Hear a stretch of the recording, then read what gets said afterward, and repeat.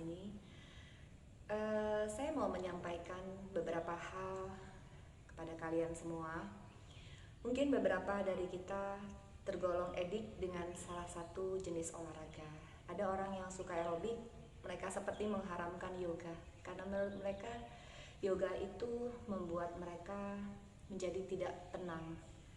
Karena saat mereka melakukan yoga, yang ada dalam pikiran mereka adalah duduk, diam, tenang, hening, meditasi, dan hanya nafas. Jadi menyebabkan saat mereka melakukan, pikiran mereka mengembara kemana-mana.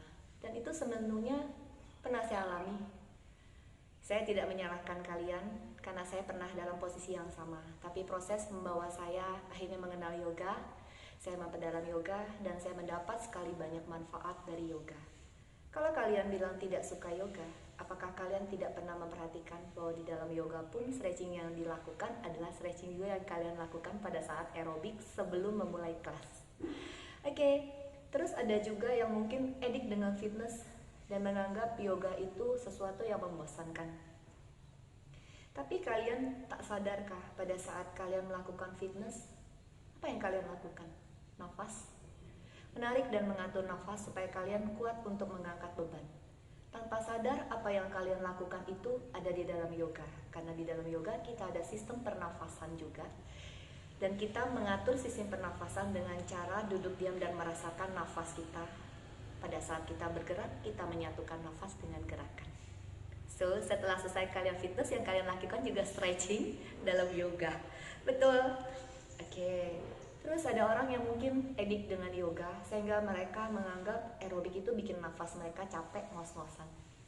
Tapi sadarkah tubuh kalian juga terdiri dari otot jantung, otot vital dalam tubuh kita yang mengatur sistem nafas di dalam seluruh tubuh. Dan itu harus kalian kuatkan dengan cara apa? Kardio. Karena dalam yoga saya nggak bilang di situ tidak ada kardio, tapi kardio yang dilakukan adalah sekian persen dibandingkan dengan kalian melakukan aerobik yang membutuhkan oksigen lebih banyak lagi pada saat bergerak, dan itu membuat jantung kita dipump untuk bekerja dengan detak jantung yang lebih cepat. Otomatis jantung lebih dikuatkan.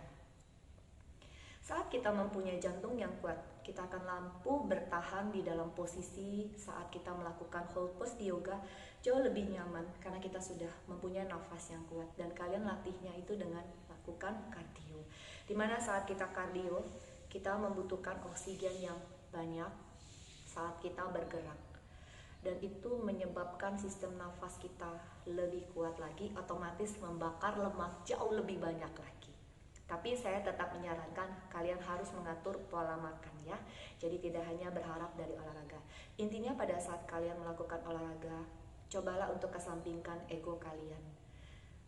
Kita tidak bisa memilih hanya salah satu olahraga saja, karena itu akan menyebabkan tubuh kita mungkin overuse di salah satu otot yang sering kalian latih. Akhirnya kalian mengabaikan bahwa tubuh kalian terdiri dari otot yang lain. Kalau saya bisa jelaskan di sini, dalam tubuh manusia itu sebenarnya terdiri dari 3 macam otot ya.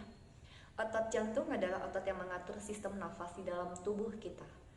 Dan kedua adalah otot rangka, itu yang selalu kita kuatkan pada saat workout, termasuk dalam yoga. Dia nempel di tulang. Sebenarnya bukan tulang kita yang lebih dikuatkan saat kita exercise, tapi otot yang nempel di rangka atau tulang kita. Kalau kita sering workout, otomatis otot kita akan bertambah kuat. Otomatis dia akan menguatkan juga tulang yang ada di dekat otot tersebut ya. Misalkan saya punya otot bicep. Otot bicep itu nempel di tulang lengan saya. Saat saya workout, saya menguatkan bicep, tulang yang ada di sekitarnya juga akan jauh lebih kuat. Oke. Terus ada lagi otot halus. Apa itu otot halus? Otot yang nempel di organ tubuh kita di bagian dalam.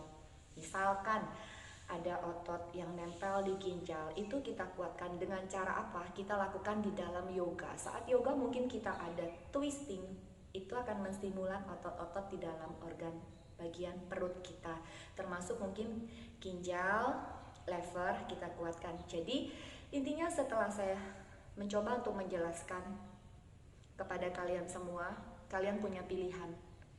Kita harus kesampingkan ego kita atau pikiran yang mengatakan saya tidak suka ini, saya tidak suka itu. Oke, kalian punya hak untuk memilih. Tapi apa yang dipilih itu akan ada konsekuensinya. coba untuk lebih bijak terhadap diri kita sendiri. Terkadang kita tidak hanya bisa memuaskan ego kita. Seperti contohnya saya. Usia saya sudah mau 50 dan saya sadar tubuh saya tidak sekuat seperti orang yang usia 20. Tapi saya tahu saya harus punya otot jantung yang kuat. Saya tetap latih kardio, tapi saya tidak high impact, saya lakukan lebih low impact. Dan setelahnya saya lakukan untuk functional training, misalkan di yoga atau fitness, saya menguatkan otot saya. Tapi after semua yang saya lakukan, tetap saya bawa juga ke dalam yoga untuk membuat tubuh saya jauh lebih rileks after saya melakukan workout. Oke, mungkin ada beberapa hal yang kalian mau tanyakan, silakan kontak saya. Sekian dan terima kasih. See you guys. We are happy. We are healthy, we are strong, we are together.